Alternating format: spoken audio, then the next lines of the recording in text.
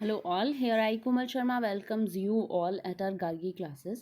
So आज जो मैं डिस्कस करने जा रही हूँ वो हमारा last but not least point है, टॉपिक है personification from our given topic unseen point. जो हमारी language second of level first and level second read का जो सिलेबस है उसमें अनसीन पॉइंट एक टॉपिक दिया गया है जिसका एक सब टॉपिक है पर्सोनिफिकेशन। ठीक है, तो अब तक के मैंने जितने भी सब टॉपिक्स ऑफ अनसीन पॉइंट हैं वो सारे डिस्कस कर लिए हैं। एलिट्रेशन डिस्कस कर लिया है मैंने, सिमिली का के बारे में आपको बता दिया है, मेटाफर के बारे में बता दिया है, असोनेंस के बारे में बता दिया एंड राइम को भी डिस्कस कर लिया है। अब ये अपना लास्ट पॉइंट है, दैट इज़ पर्सोनिफिकेशन। ठीक है, सो मैं अब पर्सोनिफिकेशन को डिफ़ाइन करूँगी और उसको पोइट्स अपनी पोइट्रीज़ में किस तरीके से यूज़ करते हैं वो भी मैं आपको एलाबोरेट करूँगी। All right then, so here we are leading. Personification is a figure of speech. Personification is a figure of speech in which a thing, an idea, an animal is given human attributes. Personification का basic मतलब होता है अगर किसी भी idea को, किसी animal को या किसी भी थिंग को अगर कोई ह्यूमन एट्रीब्यूट या ह्यूमैनिटी का कैरेक्टरिस्टिक्स में डाल के आपके सामने रिप्रेजेंट किया जाए तो उसको हम क्या बोलेंगे, personification. The non-human objects are portrayed in such a way that we feel they have the ability to act like human beings. जितने भी नॉन ह्यूमन ऑब्जेक्ट्स हैं जैसे कि आइडिया, एनिमल और थिंग, उनको इस तरीके से पिक्चराइज किया जाता है जिससे कि हमें क्या लगे कि हम किसी ह्यूमन बीइंग को सामने देख रहे हैं या किसी हम ह्यूमन बीइंग को फील कर रहे हैं, उसकी एक्टिविटीज़ को फील कर रहे हैं। तो पर्सोनिफिकेशन किसी भी नॉन ह्यूमन ऑब्जेक्ट का इसको इस तरीके से पिक्चराइज किया जाता है कि हमें ये फील हो कि वो ह्यूमन बीइंग के ही बारे में बात कर रहा है, उसके जो कैरेक्टरिस्टिक है वो ह्यूमन बीइंग्स के ही होते हैं। ठीक है, इसको और एलाबोरेटिवली हम यहाँ पे डिस्कस करेंगे। मैंने जहाँ पे एग्जाम्पल दिया है, the flowers danced in the gentle bridge.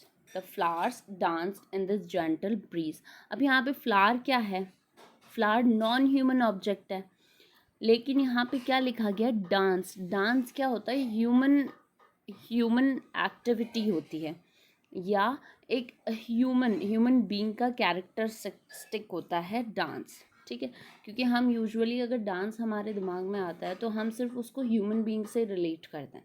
यहाँ पे क्या एग्जाम्पल दिया गया, the flowers dance in the gentle breeze. तो फ्लावर्स डांस करते हैं जेंटल ब्रीज में।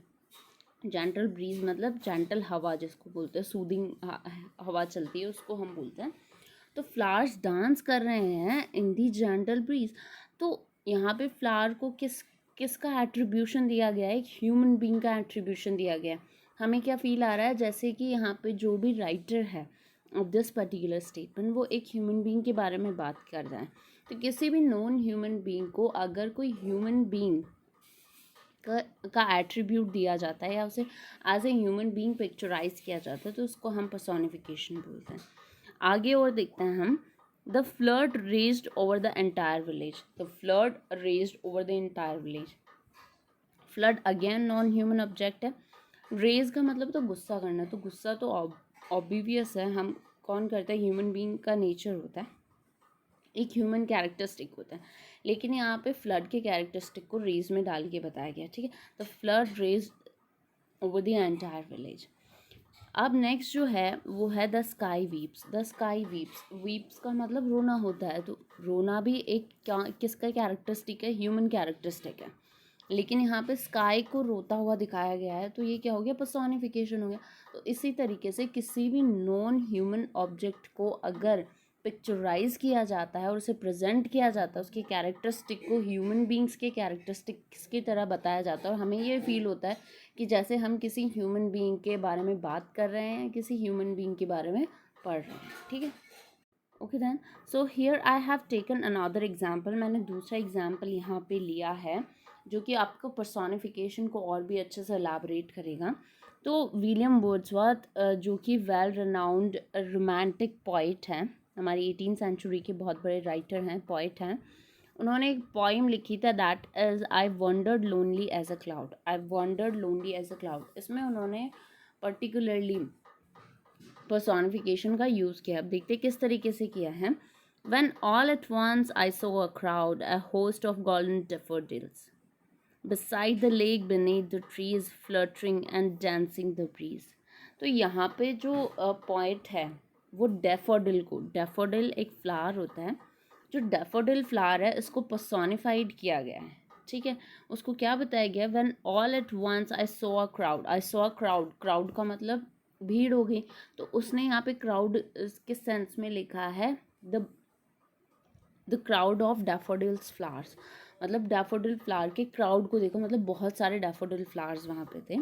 A host of golden daffodils beside the lake, lake के बिसाइड में थे, बिनीथ द ट्रीज, ट्रीज के नीचे, fluttering and dancing in the breeze. Fluttering और डांसिंग ये दोनों किसके एट्रीब्यूशन है, ह्यूमन एट्रीब्यूशंस है, ठीक है। तो डैफोडिल को यहाँ पे एज ए ह्यूमन बीइंग बताया गया है, उसके बहुत सारे डैफोडिल्स को क्या बताया, क्राउड बताया गया है, उसको भी ह्यूमनाइज किया गया है यहाँ पे, उसको भी पर्सोनिफाइड किया गया है। और यहाँ पे फ्लटरिंग एंड डांसिंग जो वर्ड्स यूज़ किए गए हैं वो भी एक तरीके से हम पर्सोनिफिकेशन का ही वो मानेंगे, ठीक है, एट्रीब्यूशन मानेंगे। तो यहाँ पे डैफोडिल को पर्सोनिफाइड किया गया एज अ ह्यूमन बीइंग। आपको समझ में आ गया होगा कि पर्सोनिफिकेशन किसी भी नॉन ह्यूमन ऑब्जेक्ट को प्रेजेंट करना एज ए ह्यूमन बीइंग, उसको कैरेक्टराइजेशन, उसको कैरेक्टरिस्टिक इस तरीके से बताना जैसे कि हम किसी ह्यूमन बीइंग के बारे में स्टडी आउट कर रहे हैं। All right, so thank you so much for watching this video. अगर आपको पर्सोनिफिकेशन एस लिटरेरी डिवाइस या पोएटिक डिवाइस से रेलेवेंट कोई भी प्रॉब्लम हो, you can directly comment us either और email us upon our email ID. And yes, don't forget to subscribe our channel, do like the video and press the bell icon to get the notification of our each video. Thank you so much for watching this video.